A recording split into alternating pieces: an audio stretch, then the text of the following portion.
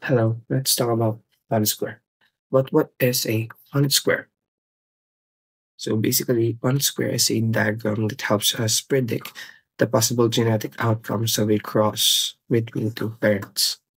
Basically, we use Punnett square to determine the possible or the probability of one trait to appear on the next generation. Alright, now that we know what is a Punnett square and why we use it, let's try using one. Okay, so para malaman natin kung paano nga ba talagang ginagamit yung Punnett square, let's try solving this problem. Suppose tall plants are dominant and short plants are recessive. Heterozygous tall plant, big T and small t, is crossed with another heterozygous plant, big T and small t. What will be their offspring? Okay, so para malaman natin yung offspring or yung possible offspring ng dalawang heterozygous tall plant, gagamit tayo ng Punnett square. So, ano ba talaga yung itsura ng isang Punnett square? So, ganito lang yan.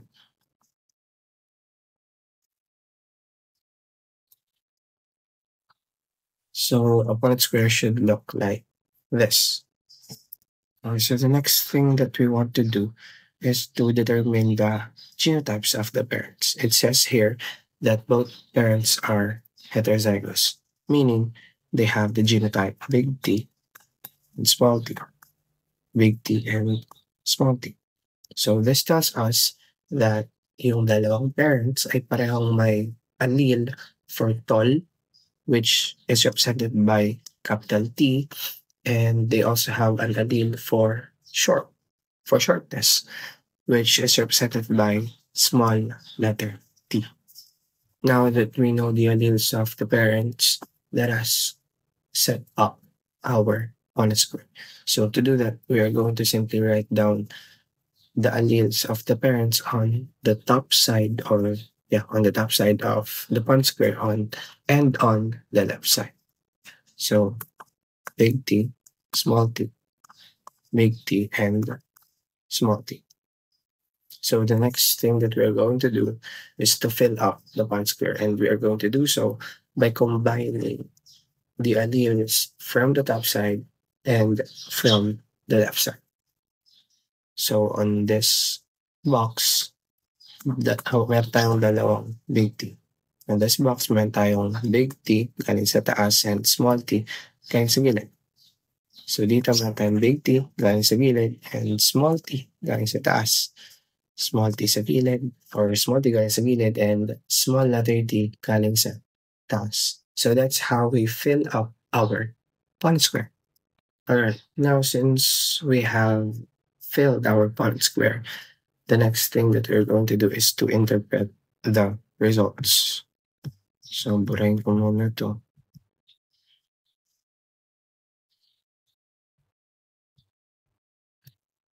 And so to interpret the result, we are going to simply look at our Punnett square. So first, let's take a look at the genotypes of the possible offspring. Okay, so we have one homozygous. We have one homozygous tall, which is represented by big T and big T. So meron lang tayong isa, which is ito.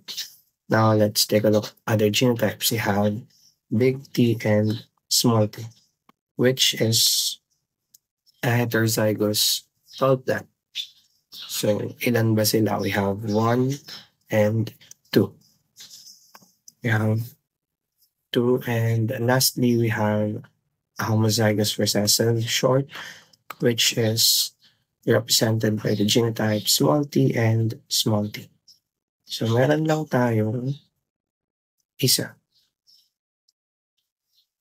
Now that we have the genotypes of the possible offsprings, let us now write their genotypification. So we have 1 is to 2 is to 1. So saan galing itong 1 is to 1? Dito lang yan sa number of each genotypes. So, okay, so now that we know the genotypes and the genotypic ratio of the possible offspring, let us now determine the phenotypes or the possible phenotypes of the offspring. So, burahin muna natin to.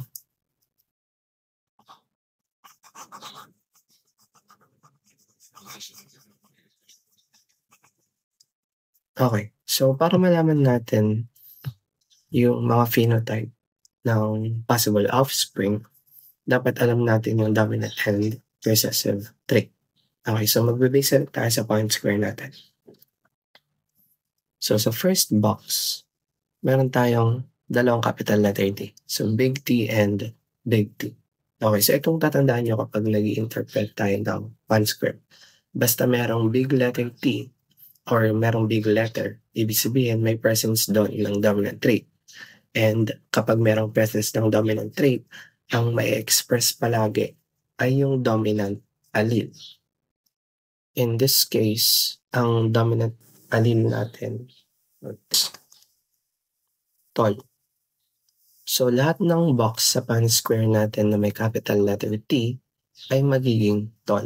So ilang box ba yung merong capital letter T? So meron tayong tol dito or capital letter T. So tol. Meron tayong capital letter T dito. So this will be tol as well. Ito rin meron tayong capital letter T. So this will be tol. Dito wala. So this will be short. So meron tayong tatlong tol and meron tayong isang short. Now let's try writing the phenotypic ratio. So since we have tatlong tol, that would be 3 and isang short, 3:1. So saan galing ito? Dito lang din. Okay, so alam na natin yung genotypic ratio, phenotypic ratio. We also know the different genotypes and the phenotypes of the possible offspring. Ngayon, balikan natin yung actual na question. What will their offspring be like? So, para masagot yung tanong na yan, alamin natin sa dalawang trait natin, sa tall and short, kung sino yung mas probable na lalabas sa next generation. Now, to do that, alamin natin yung percentage of them appearing. So, ilan ba yung percentage ng tall na mag-appear? Ilan yung percentage ng short na mag-appear sa next generation? Now, since nakalagay dito is meron tayong tatlong tall sa Punnett square, that would give us 3/4. And if we're going to convert this into percentage, we're going to have 75%. Now, sa Punnett square natin, meron lang tayong isang short na offspring. So that would give us 1/4. And if we're going to convert that into percentage, we are going to have 25%. Now, based on this result, the next probable offspring will be tall. So their next offspring will be tall. So that's how we use Punnett square. Thank you.